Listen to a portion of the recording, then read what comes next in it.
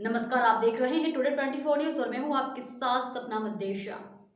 SDM Haridwar ने block Bahadurabad की ग्राम पंचायत लालढांग के उप प्रधान चुनाव में चुनाव को लेकर कार्यवाही के संबंध में दी जानकारी। रोशनाबाद स्थित एसडीएम कार्यालय में एसडीएम पूरन सिंह राणा के द्वारा ब्लॉक बहादुराबाद की ग्राम पंचायत लालढांग में हुए उप प्रधान चुनाव को लेकर कार्यवाही के संबंध में विस्तृत जानकारी देते हुए बताया गया कि हाल ही में हुए उप प्रधान चुनाव में शिकायतें प्राप्त हुई हैं कि ग्राम पंचायत लालढांग क्षेत्र में उप प्रधान चुनाव को क्लीन तरीके से नहीं किया गया है। उन्होंने जानकारी देते हुए बताया कि ऐसे मामलों में नियम के तहत अगर कोई प्रत्याशी संतुष्ट नहीं है तो एसडीएम हरिद्वार के यहां पर उक्त संबंध में शिकायत की जा सकती है, जिस पर शिकायत के आधार पर जांच करने के उपरांत कार्यवाही को अमल में लाया जाता है।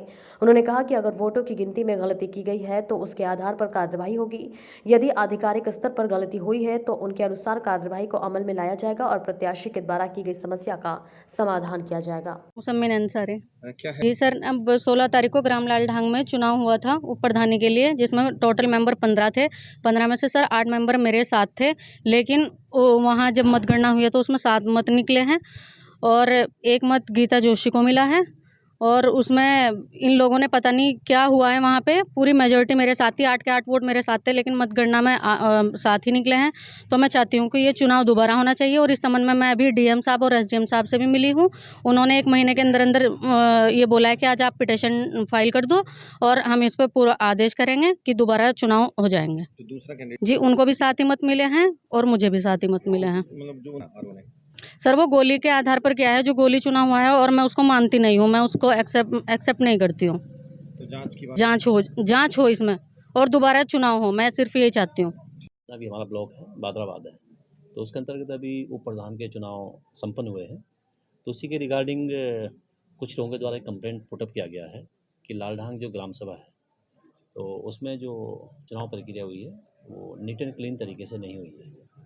जिन लोगों के मतों का प्रयोग किया गया था कि जो विनिंग कैंडिडेट था उसको हारा हुआ घोषित किया गया है और जो कैंडिडेट हार रहा था उसको विनिंग कैंडिडेट घोषित किया गया है।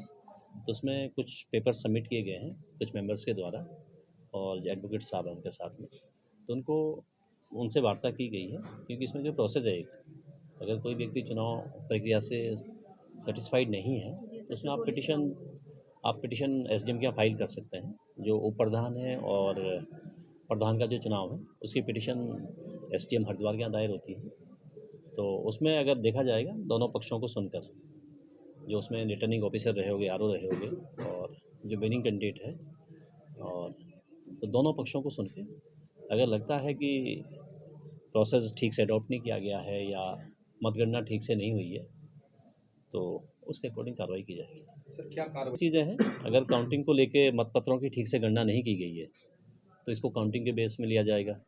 अगर अन्य चीज़ों भी अगर अनियमितताएँ हैं, पेपर वर्क में हैं या अन्य चीज़ों में हैं, तो उसको देखा जाएगा जो एज़ पर लॉ होगा। बट सुना इसको एसडीएम कोर्ट में ही सुना जाएगा और जो शिकायत करता है वो प्रॉपर इसमें पिटीशन फाइल करेंगे, देन दोनों पक्षों को सुन के कार्रवाई की जाएगी।